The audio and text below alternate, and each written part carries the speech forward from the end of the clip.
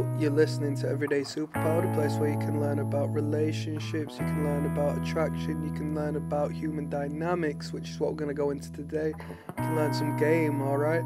2 links are in the description of this video. One of them will take you to the playlist I have composed of the catalogue of body language. It'll teach you the A to the B of how to read someone subconsciously, or at least read someone's mind through their subconscious behaviours to the point where you'll internalise it to a subconscious basis where you'll just be able to read people.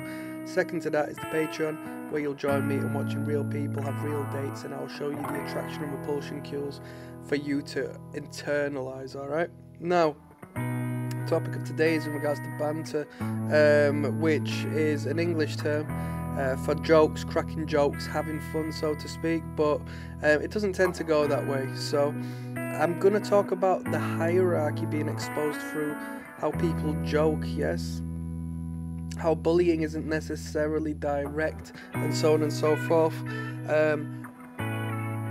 Always question yourself. If somebody makes a joke at your expense, or says something which you feel could be somewhat disrespectful, but it's under the guise of a joke, I would take it as fact, truth be told. I think jokes are rooted in honesty, and a lot of men in particular try to disguise what they wouldn't say normally under the pretense of them just joking about. Take it very serious. I'd argue don't even joke yourself in regards to someone's character, personality, dress sense, actions. Don't insult someone under the guise of a joke. It's plain to see, but the general populace tend to don't approach it in this manner. I guess the energy needs to be expressed in one way or another, but it can get very indirectly violent, dependent on how it makes the person feel, and most importantly, the person can't fight back because it's just a joke, man, or at least they feel they can. I mean, I think when someone oversteps your boundaries, you should tell them full stop, and they always stop once you tell them with a stern face, that you've caught them out. Now, there's a hierarchy to this, because your boss will say things that your colleague can't tell you, and your boss will say things to you and your colleagues that they wouldn't say to their boss, and up and up and up the ladder we go, you see. When somebody is trying to please somebody and be on their best interest, the last thing they're going to do, joke or not, is comment on them in a negative fashion, or at least consciously that will be the case.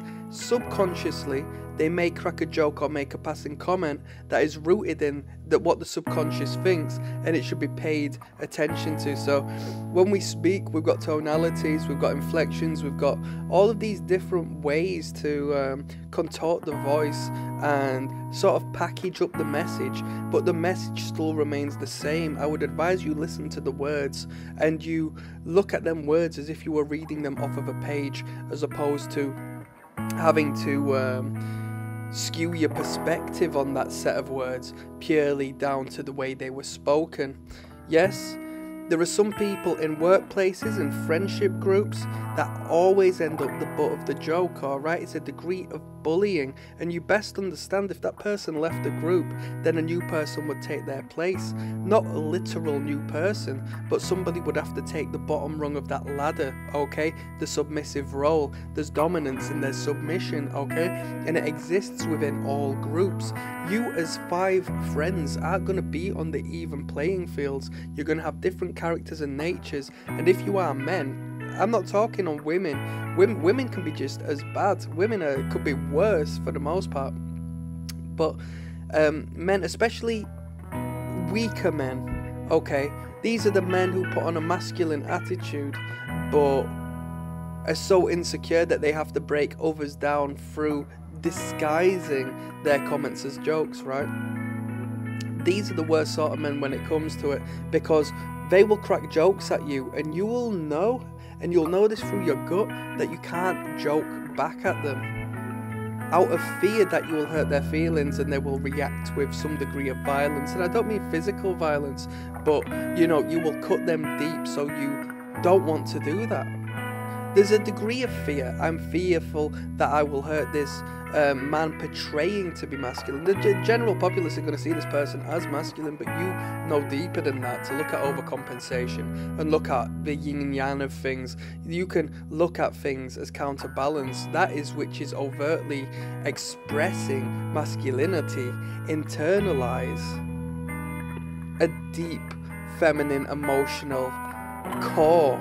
There's an entity within that figure which is the counter opposite as to what they express out in the open. There's a perfect balance in everything. So when the big bold man comes and starts making a joke at your expense, you need to see it for what it is, and you need to listen. And I wouldn't laugh and go along with it. I'd hear it out. I'd make a comment on it, maybe just like a side joke on the bit of it, you know, brush it off like a woman who's trying to shit test you. If anything, this is the complete same. It's about pushing your boundaries, seeing where you can stand. I've known men who have been horrible at this, who have cracked jokes, and when understanding, I'm not phased and I'm stoic in the face of what's going on, they will continue trying to push your buttons to such a broader and bolder extreme that they end up embarrassing themselves due to the extremity they've tried to joke about when they say it and realise they get no reaction. I've been in situations with old men, old Machiavellian men, who have gone out of their way to try to tap into something emotionally in regards to me, and when they've said what they've said in a desperate plea to engage in emotional reaction, after they've not received a reaction, you can see the awkwardness and the energy shifts when they realise it's not worked and they've outed themselves and their true character as a player of this game, right? So pay attention and look at the people around you. Have you got a friend that you sort of mug off? Have you got a friend who sort of gets laughed at, not with but at, by your friendship group? Pay attention to that. They're the bottom of the ladder, and they're in that position because they've never stood up and defended themselves. Because you best believe the moment they start saying, "What are you doing?" and the moment they start pointing the finger and saying, "You're a bully," that's when things start to change, because you will realise that people do joke and there is bullying behaviour. And what's a bully? A bully is a weak man. A bully is an overcompensating individual. The spirit of weakness exists within a bully. The spirit of insecurity. The complete contrary to strength is people who enact bullying behaviours, okay?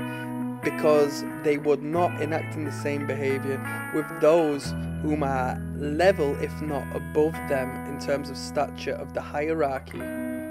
You know this is true.